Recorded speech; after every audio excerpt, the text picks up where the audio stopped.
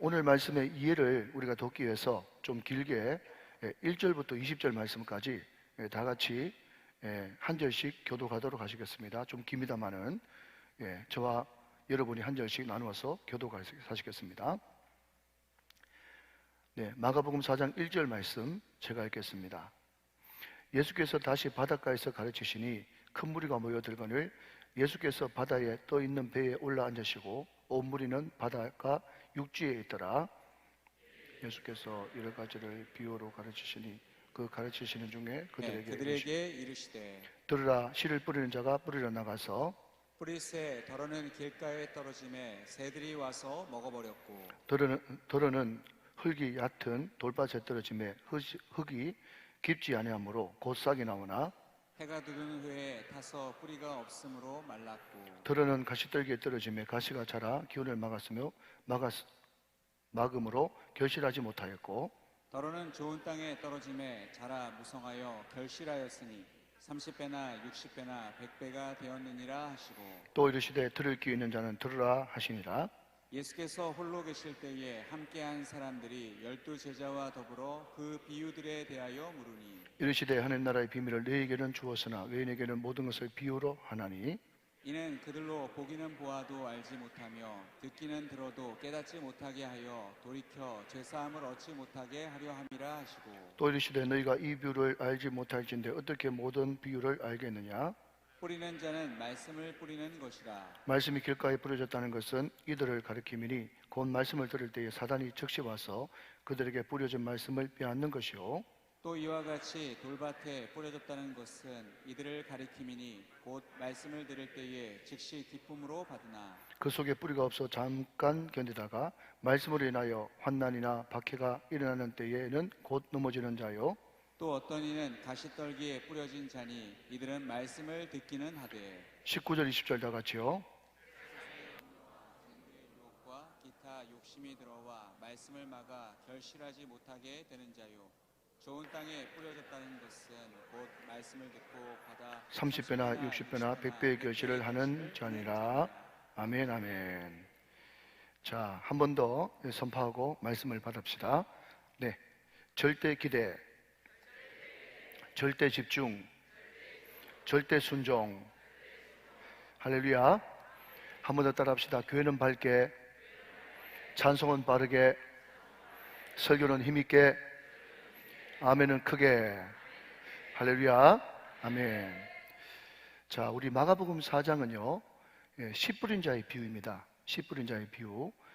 예수님께서 공생에 사시면서 한 50번의 비유의 말씀을 전했어요. 그런데 그 50번의 비유의 말씀 가운데 첫 번째 비유가 뭔가 하면 씨 뿌린 자의 비유입니다. 첫 번째라는 것은 굉장히 중요하다, 그렇게 말씀을 드렸죠. 여러분, 모든 비유는, 특별히 마태복음 13장과 오늘 본문에 나오는 씨 뿌린 자의 비유는 천국에 관한 비유입니다. 여러분, 우리가 주기도문에 대해서 배우면서 하늘에 계신 우리 아버지여 이름이 거룩히 여김을 받으시오며 나라의 임하옵시며 천국이 임하옵시며 뜻이 하늘에서 이루어진 것 같이 땅에서도 이루어질 것입니다. 그렇게 이야기했어요. 여러분, 주기도문은 뜻이 하늘에서 이루어진 것 같이 땅에서 이루어지는 거거든요. 그러면 뜻이 하늘에서 이루어지는 것이 구체적으로 땅에 어떻게 이루어지느냐, 그것을 설명한 길이 없어. 그런데 마태복음 13장에 비유 시리즈가 쭉 등장하고 있고 마태복음 13장에는 7가지 비유가 등장하고 있는데 그것이 뜻이 하늘에서 이루어진 것 같이 땅에서도 어떻게 이루어지는지 구체적으로 비유를 통해서 가르쳐 주시는 것이 바로 예수님의 비유고, 그 첫 번째 비유가 바로 씨 뿌린 자의 비유, 오늘의 본문이다 하는 것입니다. 자, 여러분, 오늘 본문 1절 말씀은 이렇게 시작하고 있어요. 1절 말씀 보시면 예수께서 다시 바닷가에서 가르치시니. 자, 여러분, 바닷가에서 가르치시니 밑줄 한번 그어보시겠습니까? 큰 무리가 모여들거늘 예수께서 바다에 떠있는 배에 올라앉으시고 온 무리는 바닷가 육지에 있더라. 2절 말씀. 이에 예수께서 여러 가지를 그 다음 비유로 가르치시니 그 가르치신 중에 그들에게 이르시되. 그랬습니다. 자, 저를 한번 따라 하십시다. 바닷가에서 가르치시니. 시작. 바닷가에서 가르치시는. 한 번 더 따라 하실까요? 비유로 가르치시더니. 시작. 비유로 가르치시더니.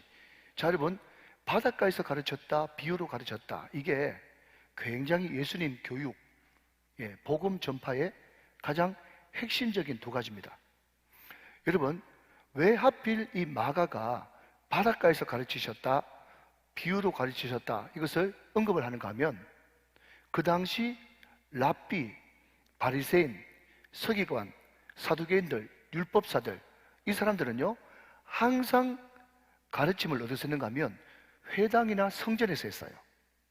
이 말이 무슨 말인가 하면 너희들 배우고 싶으면 오라는 거예요. 오라. 그런데 우리 예수님은 제자들을 찾아서, 말씀을 듣고 싶은 사람들을 찾아서 삶의 현장으로 가고 계시죠. 그러니까 예수님의 가르침은 바닷가에서 가르쳤다, 다른 말로 하면 삶의 현장에 가서 가르치셨다, 그들의 필요를 쫓아 찾아가셨다, 이것을 의미하는 거죠. 이것이 바로 예수님과 그 당시 랍비, 율법사들, 서기관들, 바리새인들과 다른 부분입니다. 그런데 그 당시 율법사나 바리새인들, 랍비들은요 뭘 가르치는가 하면요 지식 위주의 교리 교육을 가르쳤습니다. 그리고 암기 위주의 교육이었어요. 한마디로 바꾸면, 그러면 그런 줄 알아, 무조건 받아들여, 암송해, 너희들 선택은 없어 라고 하는 그런 식의 교리적 가르침이었다는 거예요. 그런데 우리 예수님의 가르침은 어떤 가르침이었다고요? 비유로 가르쳤단 말이죠. 왜 비유로 가르쳤을까요? 삶의 현장에 찾아가셨으니까요. 왜 비유로 가르쳤을까요? 이 말씀은 머리로만 이해돼서는 안 되고 가슴으로 받아들여야 되니까요. 왜 비유로 가르쳤을까요? 그 사람들이 알아듣기 쉽게 현장의 것을 이용하셨으니까요. 비유로 가르쳤다는 겁니다. 근데 여러분, 제가 방금 비유로 가르치면 그 사람들이 현장에서 너무 쉽게 알아듣기 쉽고 받아들이기 쉬워서 비유로 가르쳤다, 그렇게 생각하지 않습니까? 그 말이 맞긴 맞아요. 그런데 예수님께서 비유로 가르치신 것이 단순히 쉽고 이해하기 쉬워서 그 말씀을 받는 사람들이 다 무식하고 배움이 짧으니까 그게 아닙니다. 오늘 성경 말씀은 왜 비유로 가르치셨냐, 그 이유를 명확하게 말씀으로 풀고 있어요. 자, 예수님이 비유가 아니면 말씀하지 않았다 그랬는데 왜 비유로 말씀하셨냐? 오늘 성경 말씀은 이렇게 이야기하고 있습니다. 자, 여러분 11절 12절 말씀 같이 한번 보겠습니다. 11절 12절 말씀. 이르시되 하나님 나라의 비밀을 너희에게는 주었으나. 자, 여러분, 하나님의 나라는 비밀이에요.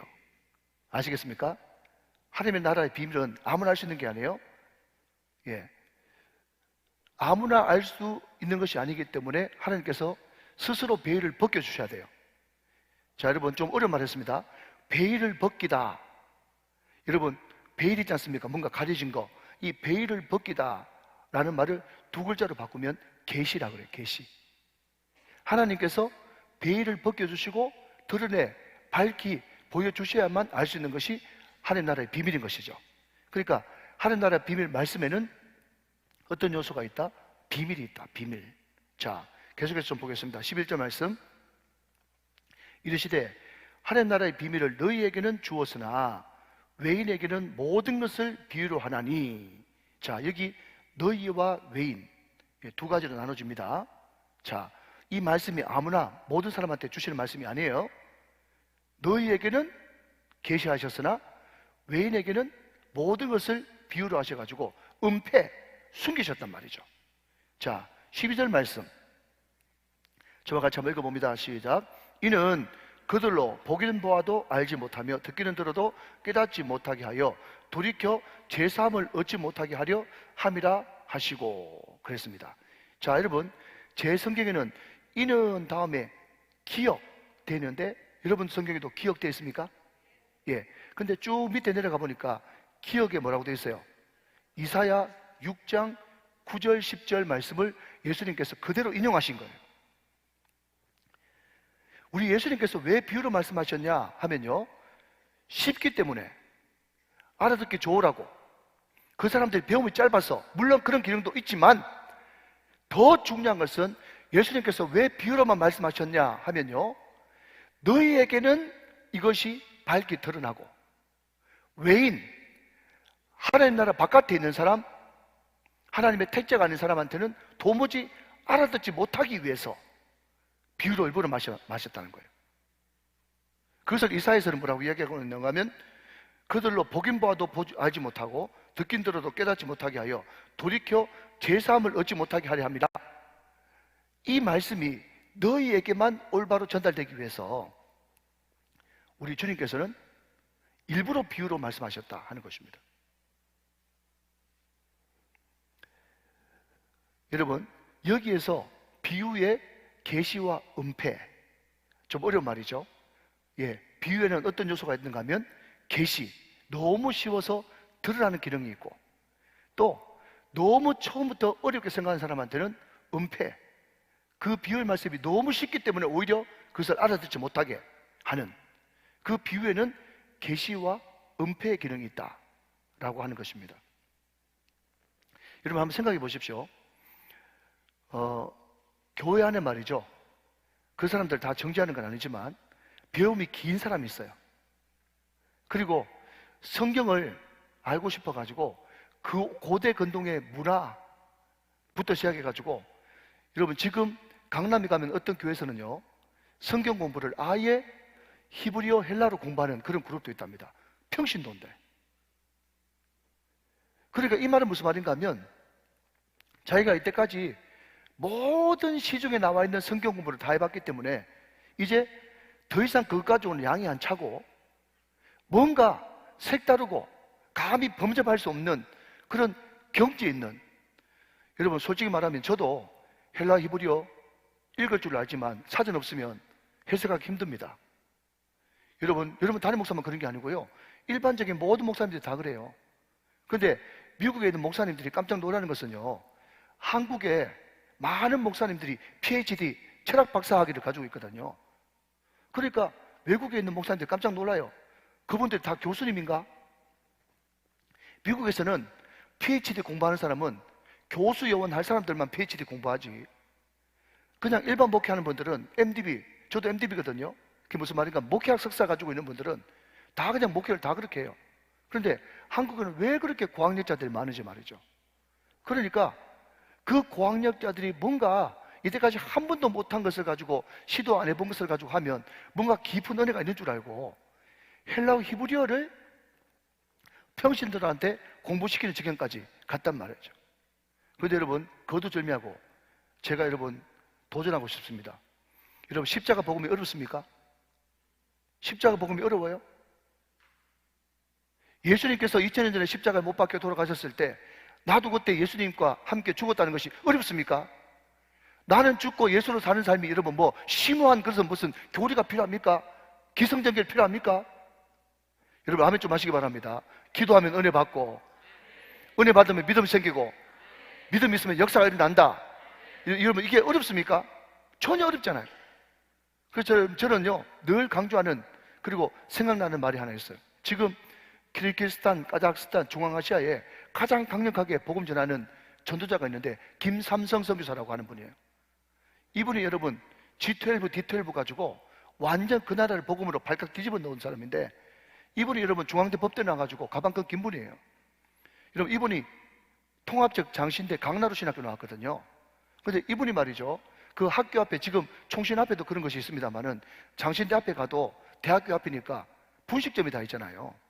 분식점에 하루는 덕 나갔는데 그게 보니까 영혼이 잘 때까지 범사가 잘 되고 강건하기를 내가 원하노라, 그 액자가 하나 있더랍니다. 그래서 이 전사님이, 그때 당시 전사님이 이분이, 이 할머니가, 분식점 할머니가 교회 다니는가 보다 생각했는데, 아니나 다를까 그 생각 끝나자마자 그 할머니가 하는 말이, 총각 혹시 예수 믿으세요? 교회 다니세요? 그렇게 이야기를 하니까 그냥 그때는 뭐 귀찮아가지고 입을 꼭 다물고 있었대요. 그러니까 이 사람이 믿음이 확실히 없는가 보다 하면서 그 할머니가 말이죠 5분 동안 복음을 전하는데 가만히 들어보니까 오중 구원과 삼박자 축복이야. 어디서 많이 들어본 거예요. 여러분 오중 구원이 뭡니까? 우리 인간이 아담과 하와로 죄를 지으면서 우리 인간 가운데 병이 들어오고 질병이 들어오고 가난이 들어오고 저주가 들어오고 뭐 그런 온갖 부정적인 5개가 들어왔다는 거예요. 그 5개가 우리 인간의 어쩔 수 없는 운명에 놓이게 됐는데, 예수 그리스도를 믿고 십자가를 믿음으로 말미암아서 예수님이 2000년에 십자가에 돌아가심으로 말미암아 그 모든 5대 저주는 다 끊어지고, 영원히 잘된 같이 범사가 잘되고 강건한 축복이 내게 임하게 됐단 말이죠. 여러분, 이게 오중구원, 오중복음과 삼박자 축복이거든요. 그런데 이거를 말이죠, 술술 막 전하는데 김삼성 성사가 깜짝 놀라가지고 자기도 모르게 탐복하면서 혹시 권사님이세요? 이랬단 말이에요. 그 라면집 그 할머니가 권사님이세요? 이렇게 물어보니까 더 깜짝 놀랄 것은 뭔가 하면, 이 할머니가 예수 믿은 지 2달 됐다는 거예요. 예수 믿은 지 2달밖에 안 됐는데 얼마나 복음을 확실하고 선명하게 믿었는지 그냥 줄줄줄줄 그냥 5분 동안 오중 복음과 삼박자 축복을 명확하게 이야기하는데 깜짝 놀라고 탐복할 정도랍니다. 여러분, 우리가 뭐 전도 프로그램을 안 해서 전도 못합니까? 다 합니다. 사형리 다리부터 시작해가지고 온갖, 여러분, 전도 폭발 오만 훈련을 다 받아요. 받으면 뭐합니까? 전도 안 하는데. 여러분, 어렵지 않습니다. 어렵지 않아요. 그래서 우리 교육자들한테도 제가 누누이 강조하는 것은 뭔가 하면, 설교 제발 어렵게 하지 마라. 왜 대학원 조교처럼 설교하노? 네 하는 말 지금 알아듣겠나? 내가 그 이야기를 가끔씩 해요. 자주 하는 건 아니에요. 네. 제가 그렇게 이야기하면서, 여러분 잘 들으십시오. 가장 탁월한 설교자는요, 어려운 것을 쉽게 풀어내는 사람입니다. 쉬운 것을 어렵게 이야기하는 사람은 머저리고요. 어려운 걸 어려운 그대로 이야기하는 것은요, 공부하는 사람이에요. 진짜 여러분, 공부하고 똑똑한 사람은요, 어려운 것을 쉽게 풀어냅니다. 여러분 다시요, 십자가 복음이 어렵습니까? 나는 죽고 예수로 사는 사람이 어렵습니까? 여러분, 기도하면 은혜 받고, 은혜 받으면 믿음 생기고, 믿음 생기면 여러분 역사가 일어나는 게 어렵습니까? 신앙생활 어렵지 않아요. 여러분, 여러분이 신앙생활 할 거 이미 다 알고 있습니다. 오늘 이 자리에 있는 분들은. 우리가 여러분 생활하는데 전혀 지장 없는 것은 유치원 때 다 배운 것으로 끝났어요. 여러분, 자꾸 뭔가 새로운 것을 기대하지 말고, 물론 여러분 새로운 것을 전파하는 사람은 목사가 할 몫이고, 여러분들은 이미 알고 있는 이 복음을 마음껏 활용하셔서 사랑하는 여러분, 대로받아서 말로 퍼주는 복음의 전도자가 다 되시기를 주님의 이름으로 축원합니다. 축복합니다. 자, 여러분 3절 말씀 보십시오. 자, 거기에 들으라 라고 하는 단어에 동그라미를 한번 쳐보시면 좋겠습니다. 들으라. 씨를 뿌린 자가 뿌리러 나가서. 자, 여러분 쭉 넘어가서 9절 말씀 보시면, 또 이르시되 들을 끼는 자는 들으라 하시니라. 자, 여러분 3절에도 들으라, 9절에도 들으라. 그래서 씨 뿌린 자의 비유를 들으라로 시작해서 들으라로 마치는 거예요. 자, 여러분 이 들으라고 하는 이 말이 굉장히 중요한 말인데, 아쿠오라고 하는 말이 들으라라고 하는 말이에요. 그런데 이 들으라라고 하는 이 말을 여러분 구약 성경 버전으로 바꾸면 신명기 6장에 여러분 그 유명한 이스라엘의 국민교육 헌장 쉐마 이스라엘, 여러분 혹시 쉐마 들어보셨습니까? 쉐마, 들으라잖아요, 그죠? 그러니까 여러분 이 씨 뿌린 자의 비유가 그냥 단순히 너무 쉬운 아이들도 할 수 있는 그런 하찮은 말이 아니고 말이죠, 우리 예수님께서 쉐마, 율법의 핵심 정도로 굉장히 선명하고 뚜렷하게 천국을 나타내는, 우리 믿는 사람들이 꼭 들어야 되는 그 말씀이 씨 뿌린 자의 비유다, 이런 뜻이에요. 그래서 들으라, 아쿠오라고 하는 이 말은 굉장히 중요한 것입니다. 자, 여러분 들으라라고 하는 이 말이 쉐마만큼 중요하다 그러면 여기에 깊은 기대감이 있겠죠. 여러분 들으라 하면서 말할 때는 뭔가 기대감을 가지고 있지 않겠습니까? 자, 여러분 어떤 기대를 그러면 가지고 있느냐, 오늘 이 마가복음 4장의 원버전이 마태복음 13장에 등장하고 있거든요. 거기에 여러분 오늘 이 들으라라고 이야기한 이 기자가 말이죠, 기대하는 바가 거기에 있습니다. 자, 여러분 몇 절 보시는가 하면 마태복음 13장 19절 말씀을 같이 한번 좀 보겠습니다. 마태복음 13장 19절 말씀. 찾을 수 있는 분들은 마태복음으로 넘어가서 13장 19절에 표시를 좀 해놓으면 더 좋겠어요. 제가 했습니다. 아무나 천국 말씀을 그 다음 듣고 깨닫지 못할 때는, 자, 그 다음, 자, 여러분 묻을 것이십시오. 천국 말씀을 듣고 깨닫지, 예, 거기 묻을 것이십시오. 못할 때는 악한 자가 와서 그 마음에 뿌려진 것을 빼앗나니 이는 곧 길가에 뿌려진 자요. 자, 여러분 여기에 굉장히 중요한 단어가 듣고 깨닫는 것입니다. 자, 다시요. 들어보십시오. 들으라. 씨 뿌린 자의 비유에 초입에도 들으라. 그리고 마지막 구절에도 기는 자들은 들을지어다. 들으라 그러지 않습니까? 이 단어가 굉장히 중요한, 구약으로 따지자면 쉐마라고 할 만큼 중요한 단어인데, 그러면 왜 들으라 들으라 두 번 강조하는가 하면 이 말씀을 듣는 자가 깨달을 수 있기 때문에, 듣고 깨닫는, 이게 굉장히 중요하단 말이에요. 자, 13장 19절만 있는 것이 아니라 23절 말씀에도 반복해서 이렇게 등장하고 있습니다. 자, 앞을 보시면서 같이 한번 읽어보시죠. 시작. 좋은 땅에 뿌려졌다는 것은 말씀을 듣고 깨닫는 자니 결실하여 어떤 것은 100배, 어떤 것은 60배, 어떤 것은 30배가 되느니라 하시더라. 듣고 깨닫는 것. 그러니까 계속해서 들으라 들으라 쇠마 쉐마라고 이야기한 가장 큰 목적은 듣고 너희들이 뭘 하라고요? 깨달으란 말이죠. 근데 여러분, 여기에 듣고 깨닫다라고 하는 이 말을 어떤 영어 성경에는요, understand라고 번역을 해놨어요. 이해하는 거죠. 근데 여러분 알다시피, 여러분 understand가 두 가지 단어가 합성된 단어라는 건 아시죠? 이것 정도는 이해하시죠? 그죠? 자, understand가 뭔가 하면 under라고 하는 밑에, stand, 서다 이런 뜻이에요. 밑에 서는 것이 이해하는 것이고 이것이 듣고 깨닫는 것이거든요. 자, 그러니까 여러분, 어떤 사람은 30배, 어떤 사람은 60배, 어떤 사람은 100배의 결실을 맺기 위해서, 여러분 좋은 신앙이 되기 위해서는요, 두 가지 조건을 갖춰야 됩니다. 씨가 뿌려졌는데, 자 여러분, 반응한다고 하는 측면에서는 길가밭만 아니고, 길가는 반응하지 않죠. 그 대신 돌짝밭, 가시떨기, 옥토는 다 반응하죠. 자, 알아들었습니까? 자, 열매 맺는다라고 하는 관점에서는 돌짝밭, 길가밭, 가시떨기밭은 아니죠. 그 대신 옥토만 열매 맺지 않습니까? 그러니까 우리가 신앙생활 할 때 반드시 갖춰야 될 두 가지가 있습니다. 하나는 말씀에 반응하는 것이에요. 말씀에 반응하는 것. 말씀에 반응이 좋은 분들은요, 예, 신앙생활을 잘합니다. 자, 여러분, 말씀에 반응을 잘하는 분은 신앙생활 잘한다고 해도 이 국 다물고 있는 여러분은 뭐예요? 예, 우리 성도들은 말씀에 반응을 잘하시죠? 그러니까 신앙이 좋은 분들은 말씀에 반응을 잘하는 분이다. 또 두 번째는요, 신앙이 좋은 사람은 말씀을 듣고 깨닫는 자다.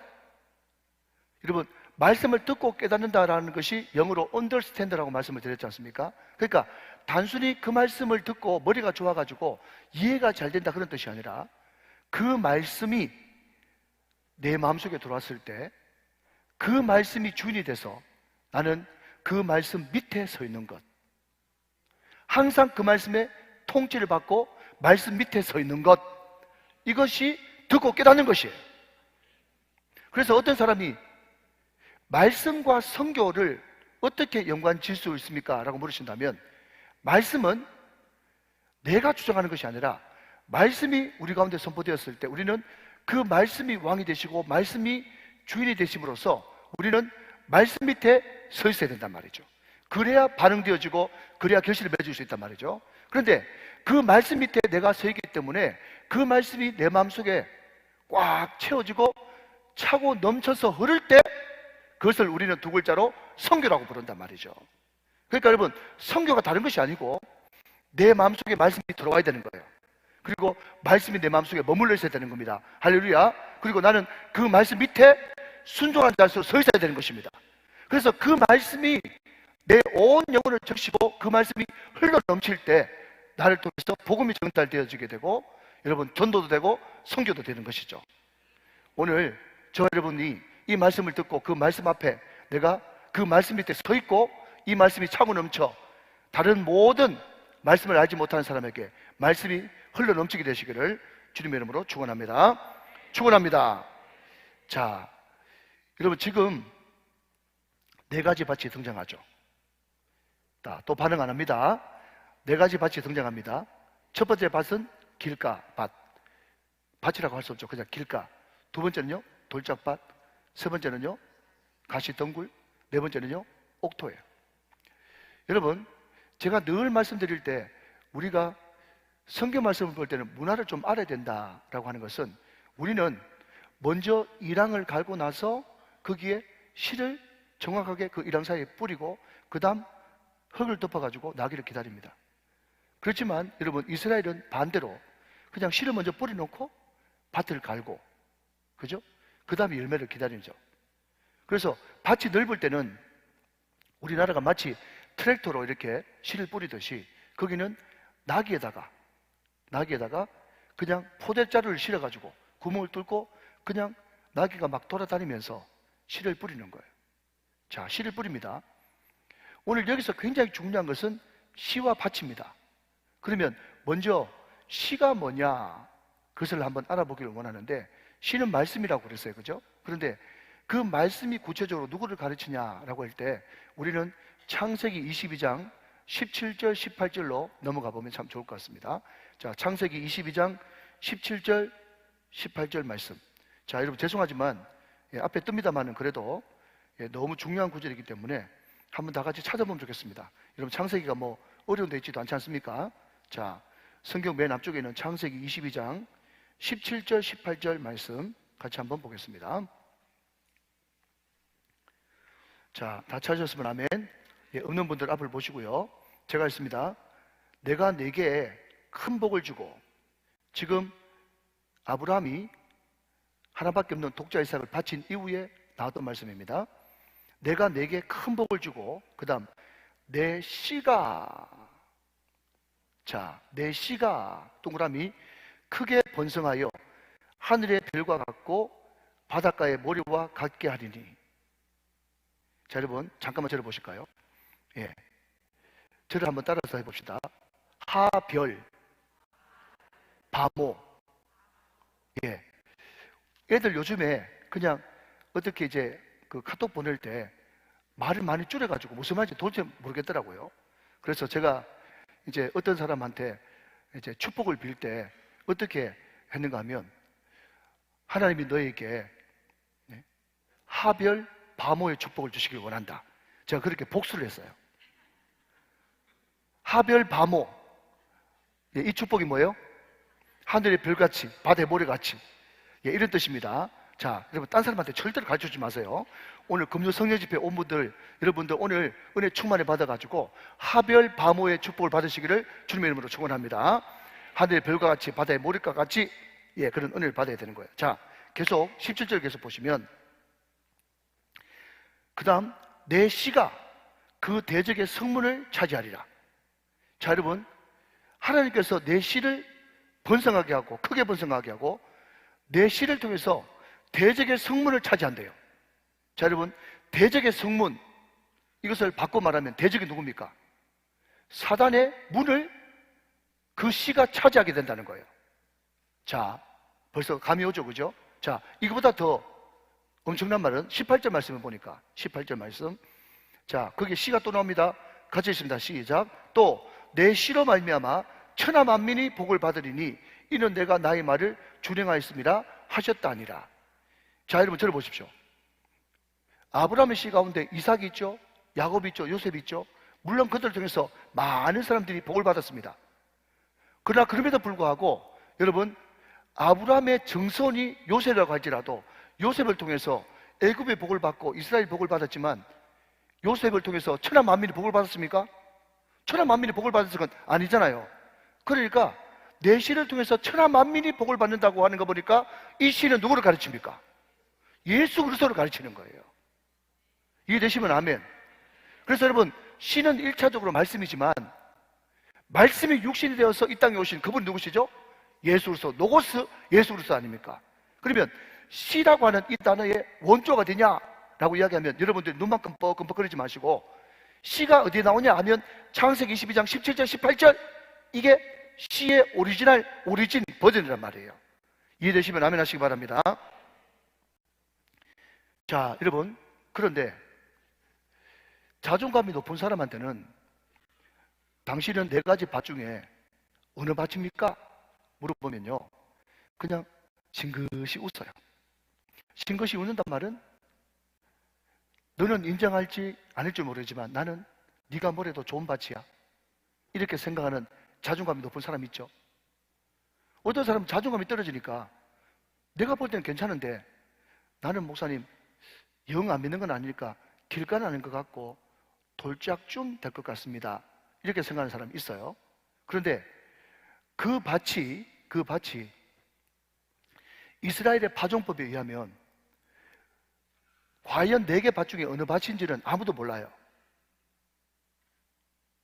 왜 그렇습니까? 우리는 옥토를 만들어 놓고 거기에 씨를 뿌리니까, 그죠? 예. 좋은 밭에 떨어졌는지 도적밭에 떨어졌는지 알지만 이스라엘 파종법은 어떻다고요? 사람들이 막 그냥 불토성 다수로 막 흙거나 아니면 나귀가 돌아다니면서 씨를 막 흙기 때문에 그 씨가 어디 떨어졌는지 잘 모른단 말이에요. 이해되십니까? 그러면 그 씨가 어디 떨어져 가지고 결실했는지 알라 그러면 마지막 가서 그 씨가 결실을 맺으면 어디요? 옥토고, 결실을 못 맺으면 길가고, 잠깐 있다가 없어지면 돌짝밭이고, 기운이 없어서 비실비실거리면 가시떡이고, 나중에 결실을 보면, 열매를 보면 알게 된다 하는 것이죠. 자, 여러분, 그러면 길가밭부터 한번 살펴보도록 하겠습니다. 자, 먼저 길가밭입니다. 여러분, 제가 지난 주일날 이런 이야기를 했죠. 그 당시에 율법사, 바리새인들, 또 서기관들, 이 사람들이 구약을 딸딸딸딸 배우는 사람이라 그랬습니다. 가장 기본적으로 이런 7살, 8살만 되면 제일 먼저 그 서기관 자녀들한테 시키는 것이 창세기부터 신명기까지 모세오경, 토라, 율법을 다 외우는 거예요. 그러니까 여러분, 오늘 여러분들이 유대인 가정에 안 태어나고 교회 다니는 것이 얼마나 감사한 줄 아세요? 교회에서 여러분 십계명, 주기도문, 사도신경 뭐 그 정도만 외우라고 그러지, 여러분한테 만약에 창세기부터 신명기까지 다 외우라 그러면 교회 다니겠어요? 그런데 걔들은 글자만 끼워쳤다 그러면 창세기부터 신명기까지 다 외워야 되는 거예요.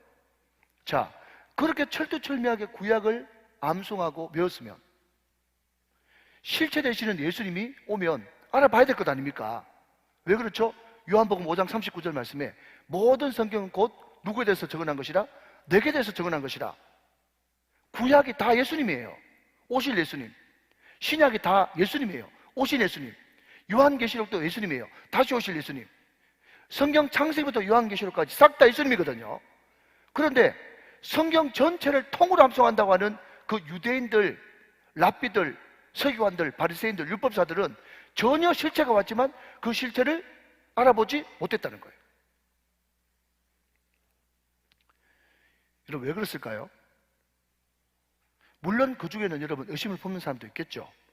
그렇지만 이 사람들은요, 율법 외에는 절대로 천국에 들어가지 못한다고 하는 생각이 딱딱하게 있었기 때문에 그 사람들은 실체가 나타나도 복음을 받아들이지 않았던 것입니다. 말 그대로 길은요, 사람들이 여러 차례 왔다 갔다 하니까 생긴 밭이라고 할 수 없죠. 사람들이 다니기는 좋으나 거기에 씨를 심어가지고 열매를 기대하기는 힘든다는 것입니다. 그러니까 길가밭의 특징이 뭔가 하면요, 말씀을 받아들일 만한 준비도 의지도 없는 사람, 이런 사람이 길가입니다. 또 하나, 이 사람들은 철저하게 닫혀있고 말씀 앞에 교만한 사람들이에요. 그러면 이 사람들이 말씀을 받아들일 준비도 없고 의지도 없고 닫혀있고 그리고 말씀 앞에 교만해지게 된 이유가 뭘까? 여러분, 제가 몇 가지로 분석을 했는데, 첫 번째는요, 이 사람들이 많은 죄를 평소에 지음으로써 악한 것들이 완전히 이 사람들을 사로잡고 있기 때문에 말씀 들을 준비도 의지도 없는 거예요. 반복되는 죄죠. 자, 두 번째, 이 사람들이 왜 길가가 됐느냐라고 하면 이 사람들이 인생을 살면서 계속 반복되어지는 상처가 있는 거예요. 특별히 교회에 대한 상처. 이런 것들이 있는 사람은요, 이제 딱딱하게 돼가지고 말씀을 들을 준비도 의지도 없는 것이죠. 이 사람들의 문제입니다. 세 번째는요, 기독교에 대한 안 좋은 경험이에요. 여러분, 경험이라고 하는 것은 굉장히 좋은 거지만 그럼에도 불구하고 자기가 경험한 그것이 전부다라고 생각하면 그때부터 사람이 굉장히 좁아지고 굉장히 다치게 돼 있습니다. 그래서 기독교에 대한 안 좋은 경험, 특별히 장로님이나 아니면 성직자나 심지어 아니면 믿음 좋고 교회 열심히 다니는 사람한테 사기를 맞았다든지 아니면 속았다든지 등에 비수를 꽂혔다든지 그런 경험들이 축적되어 있는 사람은요, 말씀에 대해서 전혀 들을 준비도 안 돼 있고 의지도 없습니다. 자, 제가 강조하고 싶은 네 번째가 굉장히 중요한 것인데, 그 사람이 왜 길가밭이 되는가 하면요, 말 그대로 마음 자체가 길이 돼버린 거예요. 여러분, 이 말이 무슨 말인가 하면, 여러분, 길은 뭡니까? 사람이 들락날락 해가지고 자연스럽게 생긴 것이 길이죠. 자, 여러분, 좀 쉬운 말을 어렵게 합니다. 좀 알아들으십시오. 지금은 여러분 아스팔트 포장이 되어 있지만 옛날에는 보통 흙이었는데 사람들이 거기 계속 들락날락 계속 하다 보니까 그것이 단단해지고 나중에는 반질반질해져 가지고 사람 다니기 좋은 길이 되지 않습니까? 그 대신에 어떤 시도 거기는 받아들일 수가 없는 거죠. 마찬가지로요, 지금 많은 사람들이 지금 정보 홍수 시대 아닙니까? 정보 홍수 시대니까 수많은 잡생각들, 또 요즘에 유튜브를 비롯한 SNS들 비롯한 온갖 여러분 생각이나 뉴스 같은 것들이 계속 거기에 왔다 갔다 하니까 그것들이 그냥 왔다 갔다 하는 것이 문제가 아니라 그 생각이 내 마음속에 들어오면 꽈리를 틀게 되거든요. 꽈리를 틀어가지고 그 마음속에 계속 자리 잡고 있다가 어느 순간 나가고 계속 이것이 반복되다 보니까 그 사람 마음 가운데 쓸데없는 길이 생겨가지고 복음을 전혀 받아들일 수 있는 의지도 마음도 없게 되는 것이죠. 여러분, 그래서 예수 잘 믿는, 특별히 영성 운동하시는 분들이 그 사람이 정말 예수님을 깊이 알고 싶고 예수님 마음을 알고 싶어가지고 어느 수도원이나 아니면 그분한테 어떻게 예수님의 마음을 가질 수 있습니까? 이렇게 물어보면요, 제일 먼저 던지는 수준 높은 질문을 먼저 하십니까? 당신은 지금 무엇을 보고 있습니까? 그래서 제일 먼저 묻습니다. 여러분, 눈 관리가 굉장히 중요하거든요. 잠 따라합시다. 눈 관리. 눈 관리가 굉장히 중요해요. 무엇을 보고 있는가? 무엇을 보는가에 따라서 보는 즉시 생각이 들어오게 되거든요. 그러니까 우리가 쓸데없는 잡스러운 거, 가짜 뉴스, 유튜브, 온갖 세상에 복잡한 것을 계속 보게 되면요, 온갖 잡생각이 머리에 다 들어와가지고 내가 도무지 복음을 받아들일 수 있는 그런 생각이 없다니까요. 이게 들락날락 하면서 길이 돼버린 것입니다. 이게 얼마나 중요한지 몰라요. 사랑하는 여러분, 저도 여러분도 눈 관리 잘 합시다. 요즘에 볼만한 것이 얼마나 많은지 모르겠습니다. 그런 것들이 계속해서 쓸데없는 것들이 내 머릿속에, 내 생각 속에 계속 들락날락 하면서 길을 만들어 버려가지고 복음을 들을 수 있는 여유도 없고 의지도 없고 자유도 없는 거예요. 오늘 기도 제목 첫 번째입니다. 굉장히 중요한 것입니다, 여러분. 그러면 어떻게 길가 같은 이 마음을 갈아엎을 수 있겠는가 하는 것입니다. 첫 번째는요, 당연히 내가 지금 온갖 잡생각에 노출되어 있다는 것을, 내가 길가라는 것을 솔직하게 인정하십시오. 거기서부터 시작하는 것입니다.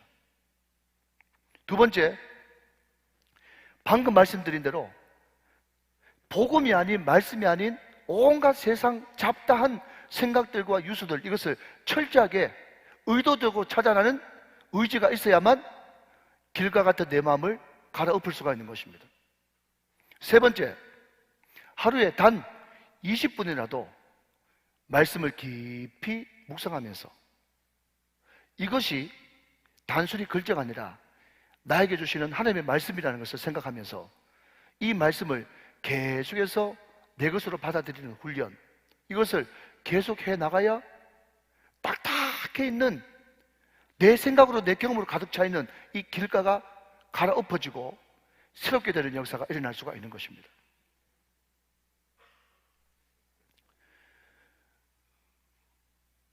여러분 한번 물어봅시다. 길가가 여러분 내가 노력한다고 옥토가 됩니까?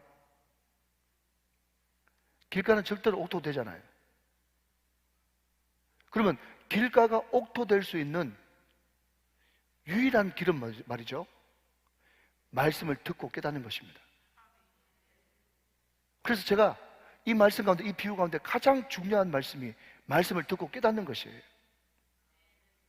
말씀 밑에 내가 머물러 서 있는 것이죠.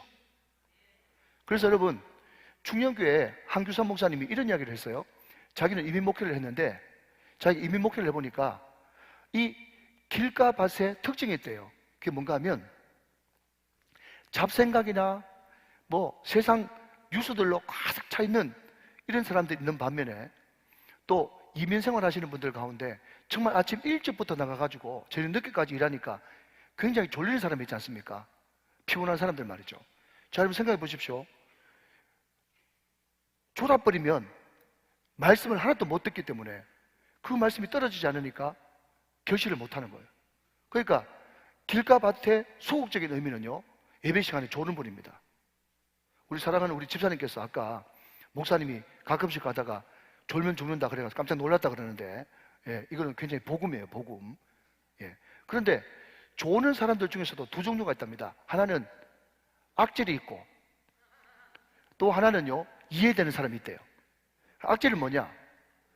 이분이 여러분 이 고대 법대를 나와가지고 한 번은 법학 전문대학원에서 교양 강좌 좀 해달라고 이렇게 강의를 하러 좀 오라 그래가지고 갔더니 거기 고대 법대 전문대학원에 거기 앉은 사람들이 한 300명 정도 되는데 그냥 거기 출석만 하면 패스가 되는 거예요. 그러니까 막 사법고시 준비하고 또 변호사고시 준비하고 하니까 얼마나 피곤해요. 그러니까 목사님이 와가지고 그냥 선배라 그러면서 자기 소개를 하는데 그 300명 중에 200명이 소개하는 그 자리에서 바로 졸더랍니다. 왜? 패스만 하면 되니까. 예, 그거는 악질이에요, 악질. 여러분, 설교 시간에 말이죠, 설교 시작한 지 5분 전에 조는 사람은 악질입니다. 예, 제가 졸게 하는 거 아니에요. 그 사람이 그냥 의도적으로 자는 거예요. 그런데 어떤 사람은 말이죠, 자기가 이민 목회할 때 보면 너무 새벽부터 나가가지고 이제 일을 하니까 저녁 예배 시간에 와가지고 꾸벅꾸벅 조는 사람이 있대. 그 사람은 이해가 가는, 예, 그 조는 사람인데, 그런데 자기 또래와 비슷한 집사님 한 분이 계셨는데 이 집사님이 예배 시간에만 오면 조는 거예요. 그런데 한 번은 이분이 예배 마치고 나가는데 눈물을 걸성걸성 하면서 목사님 은혜 너무 많이 받았다고 그러더래요. 이분이 알잖아요, 예배 시간만 되면 조는 걸. 그래서 어디에 은혜 받았습니까? 그렇게 물어보니까 이분이 만약에 목사님이 설교를 40분 한다 그러면 30분을 계속 졸다가 잠깐 깨서 눈 떴는데 그때 자기한테 주실 말씀이 딱 임했대. 그래가지고 그 말씀을 듣고 깨달아가지고 너무 은혜 받아가지고 우는 거예요. 그러면서 이 목사님이 그런 이야기 하더라고. 이 말 하려고 제가 하는 건데, 여러분, 예배 시간에 조는 사람은 길가밭이지만 그래도 잠시라도 눈을 떠가지고 말씀을 듣고 깨달으면 길가가 당장 옥토밭이 될 수 있습니다. 그러니까 옥토밭을 만드는 것은 누가 하는 것입니까? 하나님이 하시는 거란 말이죠. 하나님이 어떤 방법을 통해서 말씀을 듣고 깨닫는 사역을 통해서 옥토밭을 만들어준다는 거예요. 사랑하는 여러분, 그래서 오늘 저와 여러분들이 항상 말씀을 듣고 깨닫는 것에, 예, 여러분 기도 제목이 집중되시기를 주님의 이름으로 축원합니다. 축복합니다. 자, 여러분 도적밭이 있는데 말이죠, 이 도적밭은 이 특징이 이렇습니다. 자, 여러분 오늘 성경 보면 다시 마가복음 4장으로 넘어갔습니다.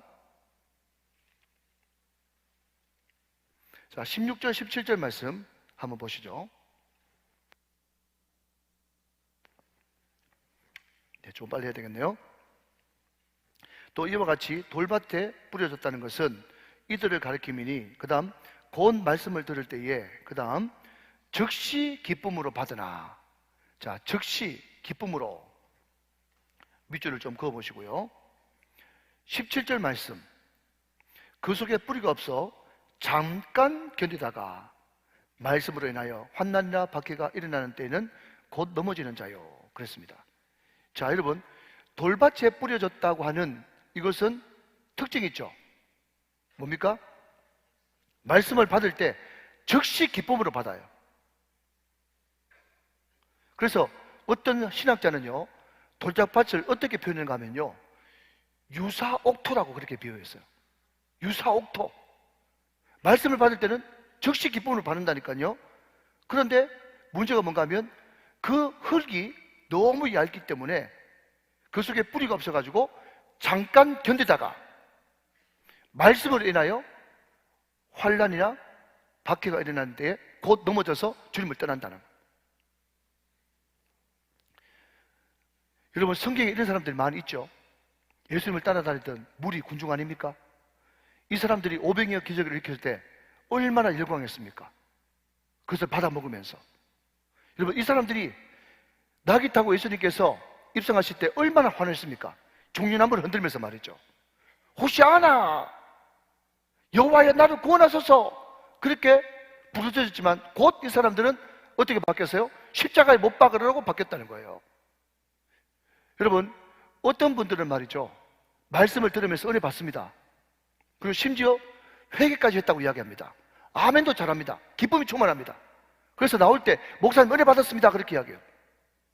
제가 절대로 묻지 않지만 어떤 까다로운 목사님은요, 이렇게 묻는다 그래요. 오늘 그러면 집사님 어디 은혜 받았습니까? 그렇게 물어보면 은혜 받은 자리는 없어. 단지 기분이 좋아. 여러분, 그냥 감정적으로 따뜻함을 느낀 거예요. 여러분, 대단히 죄송하지만 여러분, 지난주에 또 그 전에 교육감 후보들이 우리 교회 왔지 않습니까? 그래, 오늘 예배 어떠셨어요? 제가 물어봤거든요. 그분들이 너무 마음에 와닿는 게 많대. 바로 이런 거라니까요. 와닿는 게 많다니까. 여러분, 찬양이 굉장히 중요합니다. 찬양을 통해서 성령의 기름을 부으시고 우리의 마음을 말랑말랑하게 하죠. 그러나 그럼에도 불구하고 여러분, 그 말랑말랑해진 마음 가운데 말씀이 들어가지 않으면 그것은 성령 충만이 아니라 감정 충만이 되어지는 것입니다. 지난번에 우리 교회에 마커스 왔을 때도 거기 앞에 주차하는 분들이 말이죠, 말씀을 하찮게 생각하더라고요. 여러분, 제가 그렇게 말합니다. 뭔가 하면, 집사님, 찬양 집회하는데 내가 말씀을 30분이라도 전할 수 있으면 가고, 찬양이 추가돼가지고 10분만 말씀 전해주세요, 그런 데도 있거든요. 그런 데는 저는 가지 않습니다. 여러분, 말랑말랑해진 마음 가운데, 감정 충만해져 있는 그 마음 가운데 말씀이 들어가야 견고한 성령 충만이 되는 거예요. 여러분, 이게 없으면요, 그냥 단순히 얇은 흙이 쫙 깔려있는 거나 마찬가지라는 거예요. 그게 뿌리가 없고 약하다는 것을 의미하는 것입니다. 자, 두 번째요. 여러분, 뿌리가 약하다는 것은요, 기독교 지성주의입니다. 자, 제가 첫 번째로 이야기하기를 찬양 이야기하면서 기독교 감정주의를 이야기했어요. 두 번째는 기독교 지성주의예요. 많은 사람들이 그냥 신학 공부나 신학을, 성경을 잔뜩 그냥 배우고 많이 알면 그 사람이 옥토 되는 줄 알아요. 여러분, 절대로 그렇지 않습니다. 제가 정말 신학을 제대로 가르쳐주는 과격한 신학을 제가 총신신대원 다니면서 그 피곤한 월요일날 제가 3년 동안 여러분 성경 공부를 한 적이 있어요. 얼마나 탁월한지 말이죠. 성경이 그냥 하늘, 언약, 십자가, 땅, 결혼 한 주제로 창세기부터 요한계시록까지 쫙 꿰뚫려지는데 기가 막히더라고요. 야, 무슨 이런 생각이 다 했나 싶었어요. 근데 여러분, 대단히 부끄러운 이야기인데 제가 그때 제일 영적으로 암흑기였습니다. 잘 들으십시오. 여러분, 사단의 유혹은요, 전인격적으로 우리를 유혹합니다. 그런데 지식으로만 아는 이 신앙 가지고는 결단코 그 사단의 유혹을 이길 수가 없어요. 여러분, 제가 다 제지어보고 하는 소리라니까. 그런데 많은 사람들이 여러분, 많이 알면 자기 신앙 좋은 줄 착각합니다. 이게 기독교 지성주의예요. 이게 뭐가 같으냐? 이것도 돌짝밭이에요. 여러분, 세 번째로요, 어떤 사람은 말씀을요, 말씀 자체로 받지 않고 그 말씀 안에 있는 윤리와 도덕으로 말씀을 읽는 사람이 있습니다. 그 대표적인 사람이 간디 같은 사람. 간디 같은 사람이 교회는 실망해가지고 교회는 안 다니는데, 산상수훈은요, 이 사람 예수 안 믿는 사람입니다. 산상수훈은 자기가 평생 가장 좋아하는 말씀이 산상수훈이에요. 얼마나 좋습니까? 10년이 가는 자는 복이 있나니. 근데 여러분, 말씀은 윤리, 도덕을 포함하고 있지만 말씀은 윤리, 도덕이 아닙니다. 말씀은 인격이에요. 그렇기 때문에 말씀을 읽을 때는 전인격적으로 말씀을 받아야 되는 것입니다. 칼빈과 루터가 이야기했던 오직 말씀, 오직 성경, 이 말은 무슨 말인가 하면, 성경 안에 들어가 있는 예수, 그분의 아버지, 하나님 아버지, 그분을 말씀을 통해서 인격적으로 만나라, 그 뜻이지. 그 칼빈과 루터가 시대가 지나가고 난 다음에 많은 사람들이 오직 말씀, 오직 성경을 거기 있는 하나의 윤리, 도덕, 내지는 하나의 뭐라 그럴까요? 계명 비슷하게 그렇게 만들어 버렸어요. 여러분, 그것 가지고는 절대로 우리는 30배, 60배, 100배의 결실을 맺을 수가 없습니다. 사랑하는 여러분, 성경을 읽을 때 성경이 여러분에게 전인격적으로 터치되시기를 주님의 이름으로 축원합니다. 여러분, 그렇게 해야 여러분, 우리가 변화가 된다는 거예요. 근데 성경 말씀은 전인격적으로 받을 수 있겠는데, 문제는 뭔가 하면 설교자가 전하는 설교 말씀이에요. 왜 사람들이 여러분 이 예배 시간을 그냥 한번 지나가는 의식처럼 생각하는가 하면, 저하고 오래 생활하는 분이면 분일수록 제 약점이라든지 제 연약함을 다 알지 않습니까? 많은 사람들이 설교자를 통해서 나오는 이 말씀을 왜 갈등을 느끼는가 하면, 이 설교자라고 하는 사람도 한 사람이 죄인이거든요. 죄인을 통해서 선포되어지는 이 말씀이 진짜 하나님의 말씀일까? 그것 때문에 마음속에 갈등이 생기는 거예요.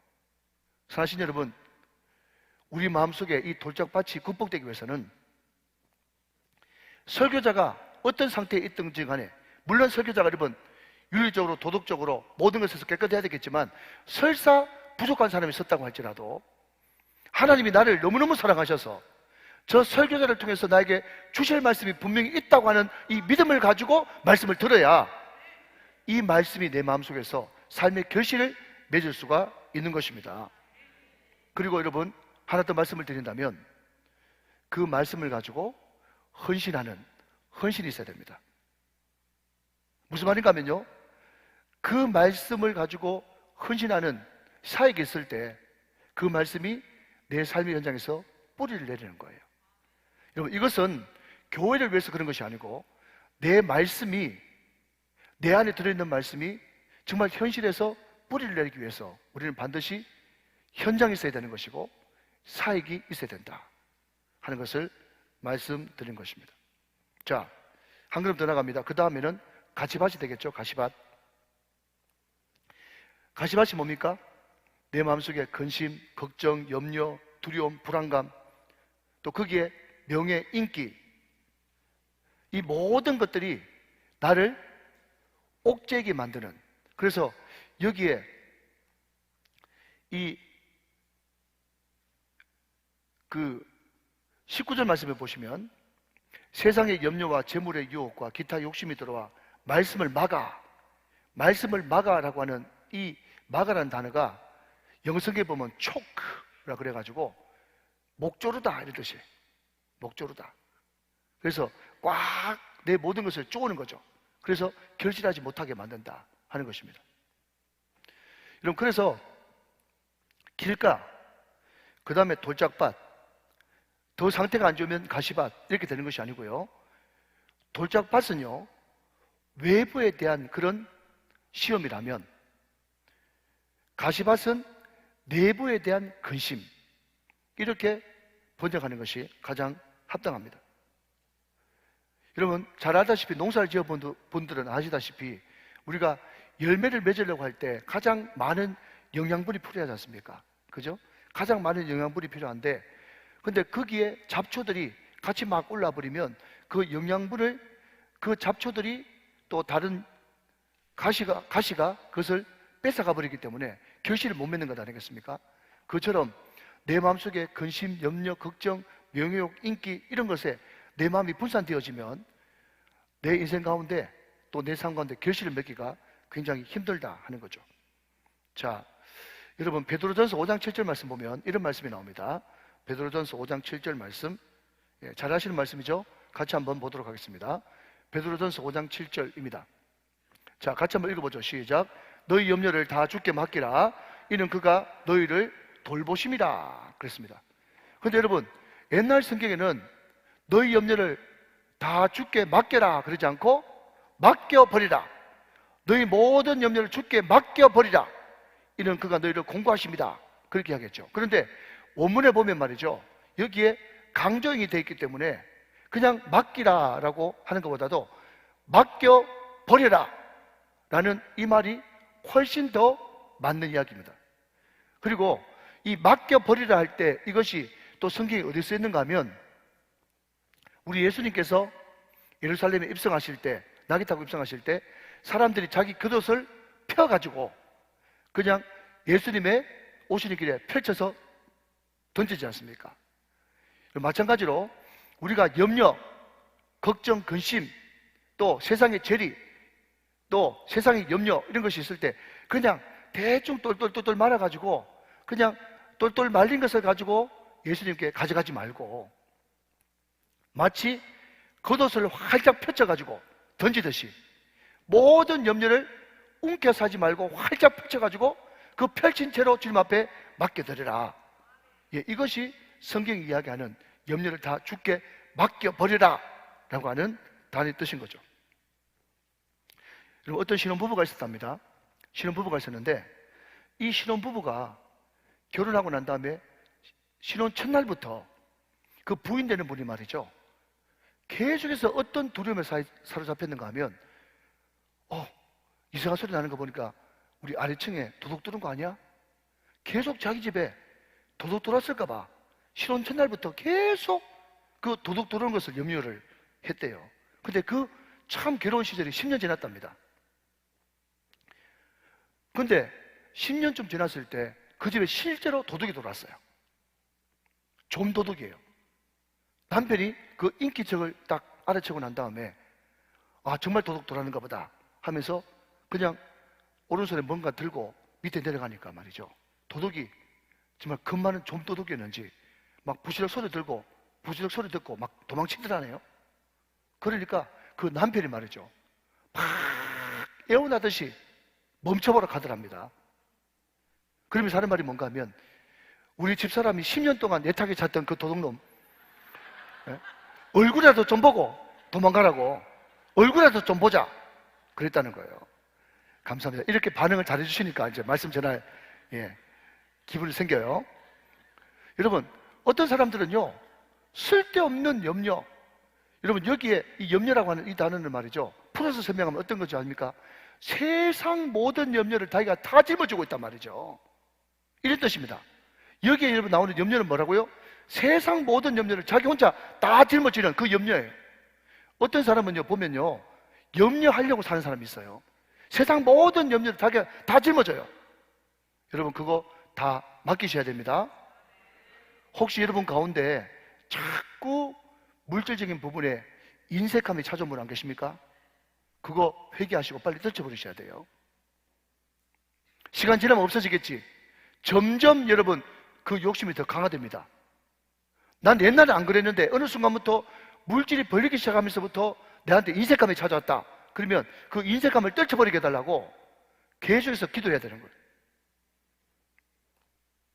여러분 혹시 내가 뭔가 교회 봉사했는데 안 알아주는 것 때문에 여러분 마음이 어렵습니까?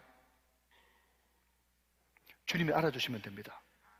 그래서 이 세상의 재리와 염려를 극복할 수 있는 길은요, 유일한 것은 항상 하나님을 내 인생의 왕으로 모시고 항상 예수님이 내 방의 주인 되어 주시도록 계속해서 여러분 마음속에 예수님 외에 모든 것들을 정리를 자꾸 하셔야 이 가시밭이 극복이 되어지는 것입니다.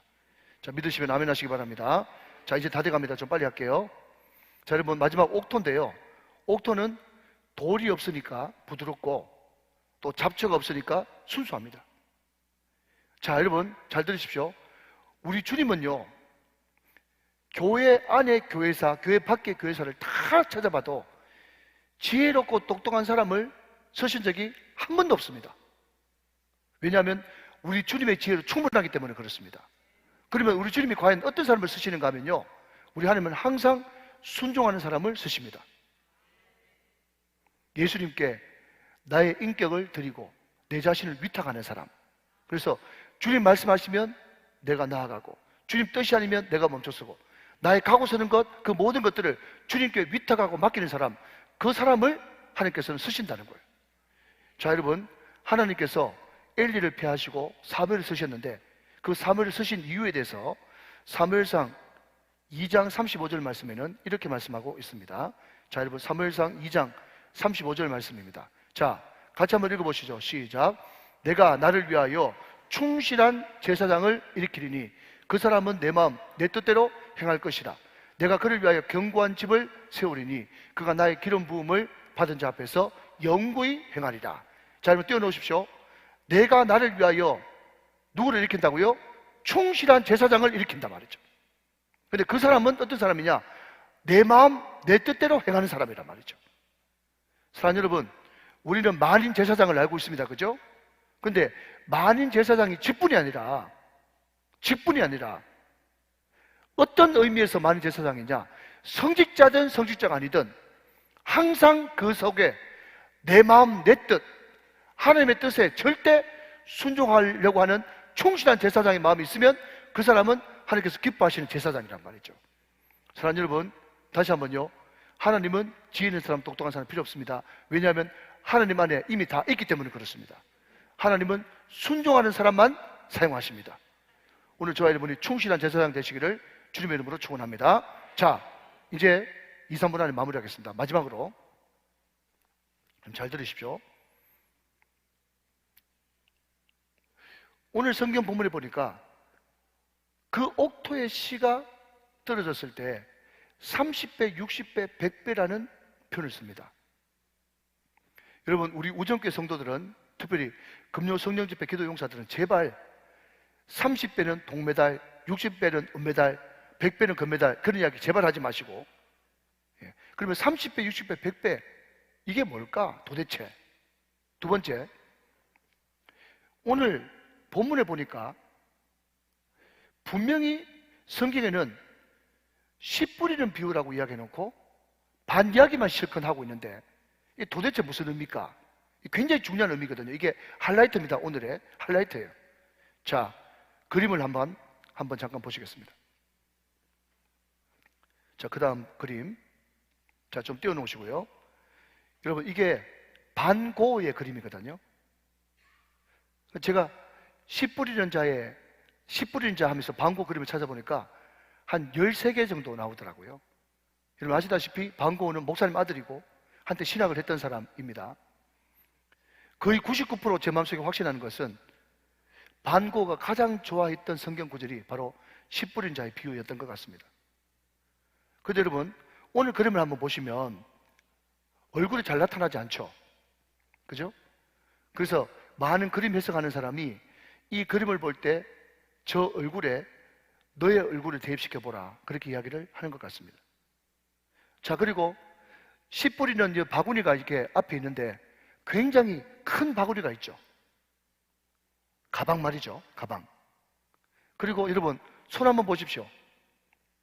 손이 여러분 작습니까? 큽니까? 손이 굉장히 크죠?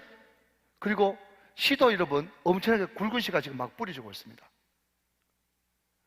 그러니까 여러분 옥토에 떨어졌다고 하는 그 씨가 말이죠, 30배, 60배, 100배라고 할 때 자꾸 동메달, 은메달, 금메달 생각하고 축복으로 생각하지 말고, 여러분 오늘 정말 이 연사가 간절하게 외치고 싶은 것은, 왜 하나님께서 우리를 옥토 되기를 원하시고 말씀을 듣고 깨닫기를 원하셔서 우리에게 왜 30배, 60배, 100배의 결실을 주시는가라고 물으신다면 여러분 이렇게 대답해야 돼요. 더 많이 뿌리라고. 할렐루야. 하나님이 30배, 60배, 100배의 결실을 우리에게 준 것은 우리가 그것을 간직해가지고 자랑하라고 30배, 60배, 100배의 결실을 맺게 한 것이 아니라, 여러분 오늘 마지막 본 이 그림이 방고에 씨 뿌리는 마지막 그림이거든요.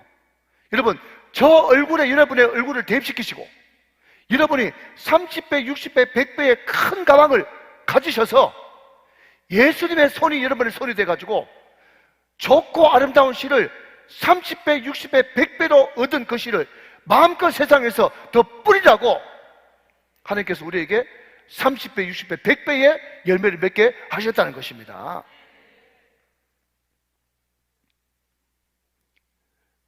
우리 목사님이 몽골 가서 이 네 가지 밭의 비유를 이야기하니까 그 말씀을 듣던 어떤 자매가 눈물을 뚝뚝 흘리면서, 목사님, 저는 아무리 생각해도 길가 같아요. 나는 아무리 생각해도 돌짝밭 같아요. 나는 옥토가 아니에요. 나는 옥토가 아니에요. 하면서 막 그 말씀을 듣고 막 감동해서 울더랍니다. 그때 울 때 말이죠, 그 옆에 있는 남편이 어떻게 그것을 깨달은지 모르겠지만 자기 아내를 어깨를 툭툭 치면서 위로하면서 이렇게 이야기하더랍니다. 여러분 잘 들으십시오. 그래도 씨가 좋잖아. 그래도 씨가 좋잖아. 여러분 이 말은 복음이에요. 여러분 씨가 누군데요? 예수 그리스도. 여러분 밭이 아무리 딱딱하고 아무리 여러분 흙이 대충 덮여있는 돌밭이고 수많은 여러분 세상의 재료와 염려 때문에 굳어져 있는 가시밭이라고 할지라도 씨가 좋기 때문에 여러분이 30배, 60배, 100배를 얻은 그 씨를 계속해서 길가에도 뿌리고 돌밭에도 뿌리고 가시밭에도 뿌리면, 계속해서 뿌리면 씨가 좋기 때문에 언젠가는 옥토로 변하는 역사가 일어난다는 것이에요. 사랑하는 여러분, 여기에 희망이 있는 것입니다. 이것이 복음인 게 복음. 사랑하는 여러분, 오늘 이 말씀을 들으면서 내 마음속에 여전히 존재하고 있는 이 길가의 딱딱함과 나의 고집,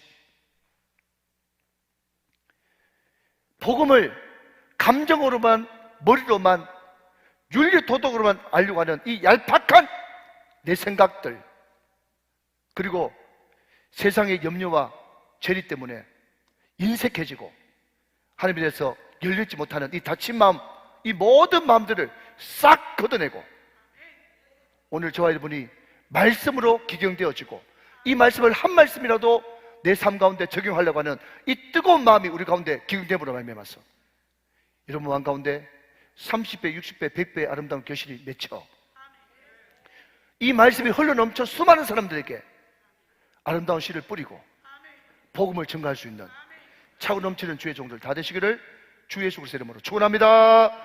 축복합니다. 축원합니다.